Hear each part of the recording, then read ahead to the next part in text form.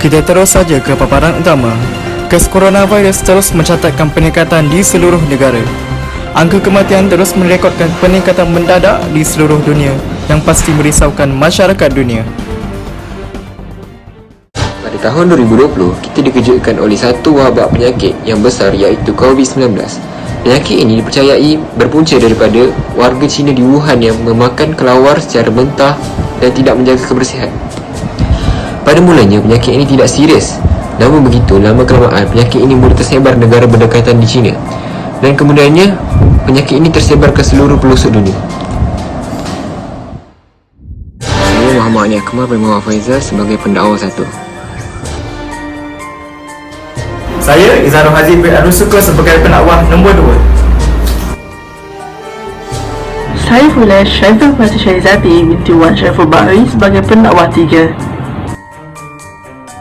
Dan saya Siti Zahana binti Abdullah Syam sebagai pendakwah 4.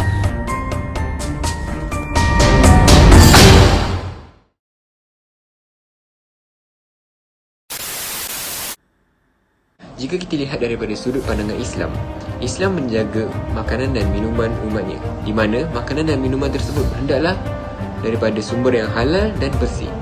Kebaikan daripada penjagaan tersebut dapat kita lihat apabila warga Cina memakan makanan yang mentah dan tidak bersih. Hal ini menyebabkan penyakit COVID-19 itu muncul dan merebak ke seluruh dunia dan menyusahkan semua orang di dunia. Jika kita imbas kembali isu tentang penindasan umat Islam di negara China, di mana umat Islam di sana ditindas dan dikurung sewenang-wenangnya oleh kerajaan China, manakala kaum wanita dirogol secara besar-besaran. Hal ini jelas menunjukkan bahawa penurunan wabak COVID-19 di negara China ini adalah balasan daripada Allah SWT kepada mereka kerana menindas umat Islam secara sewenang-wenangnya. Namun begitu, kenapa wabak COVID-19 ini terkena kepada kita semua? Hal ini dijelaskan oleh dalil di bawah. Surah Al-Ankabut ayat 2 hingga 3 maksudnya, patutkah manusia menyangka bahawa mereka akan dibiarkan dengan hanya berkata, kami beriman, sedang mereka tidak diuji. Dan sesungguhnya kami telah menguji orang yang terdahulu daripada mereka. Maka nyata apa yang diketahui Allah tentang orang yang sebenar-benarnya beriman, dan nyata pula apa yang diketahuinya tentang orang-orang yang berdusta. Berdasarkan dalil ini jelas membuktikan bahawa ujian diturunkan bagi menguji keimanan umat Islam sama ada kukuh ataupun tidak. Hasilnya boleh dilihat adakah dia kekal beriman dan bertakwa kepada Allah atau sebaliknya. Oleh itu, jika dilihat semula, ujian yang diturunkan pada hari ini adalah bagi menguji keimanan umat Islam di samping memberi balasan kepada masyarakat di China. Mutakhir ini kita dapat melihat bukti kekuasaan Allah Subhanahu Wa Taala dengan tersebarnya wabak coronavirus yang berpunca daripada kejahatan tangan-tangan manusia yang itu sendiri yang membuat kerosakan di atas muka bumi ini. Ia terjadi kerana mereka tidak mengikut panduan yang telah ditetapkan Allah Subhanahu Wa Taala kepada kita.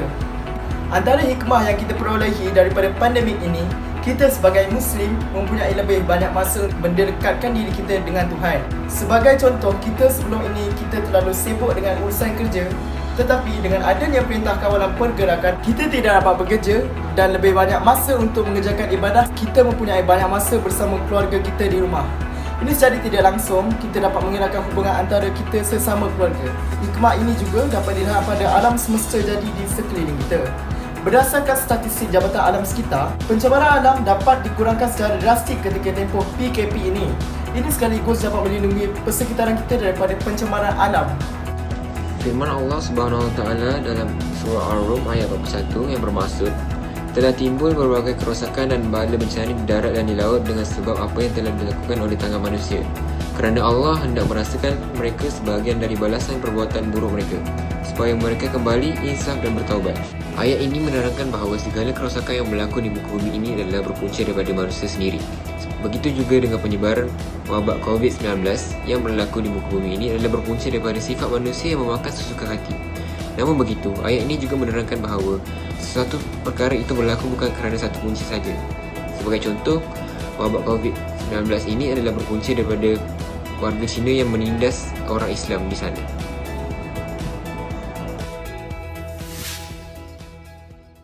Perintah Kawalan Pergerakan telah dilaksanakan pada 16 Mac 2020 oleh Kerajaan Malaysia. Pencegahan yang dilakukan oleh kerajaan bagi mengelak kes pandemik coronavirus iaitu COVID-19. Islam sangat menitik beratkan keselamatan manusia ketika berhadapan dengan situasi yang mengancam nyawa dan menjejas kehidupan umatnya. Di antara ajaran Nabi Muhammad SAW ketika kita berhadapan dengan masalah penyakit berjangkit adalah menjadi tanggungjawab setiap individu dan masyarakat untuk mengambil langkah-langkah pencegahan. Islam telah menetapkan panduan khusus dalam menghadapi masalah darurat seperti penularan wabak. Situasi darurat ini membenarkan individu maupun masyarakat untuk mengambil langkah-langkah yang bersesuaian untuk menangani masalah ini. Mereka yang berada di kawasan ataupun di tempat yang menularnya wabak itu hendaklah tidak meninggalkan kawasan itu semata-mata untuk melarikan diri. Hal ini dijelaskan di dalam dalil berikut. Larangan-larangan tersebut adalah berdasarkan hadis sabdaan Nabi Muhammad SAW. Jika kamu dengar wabak taun di sesuatu tempat, janganlah kamu pergi kepadanya. Jika berlaku di sesuatu tempat dan kamu berada di situ, janganlah kamu keluar daripadanya. Riwayat Al-Bukhari dan Muslim. Antaranya, kita dapat menyedari bahawa kelebihan dunia tidak dapat menyelamatkan kita. Wabak ini boleh terdedah kepada sesiapa sahaja tanpa mengira usia, tua atau muda.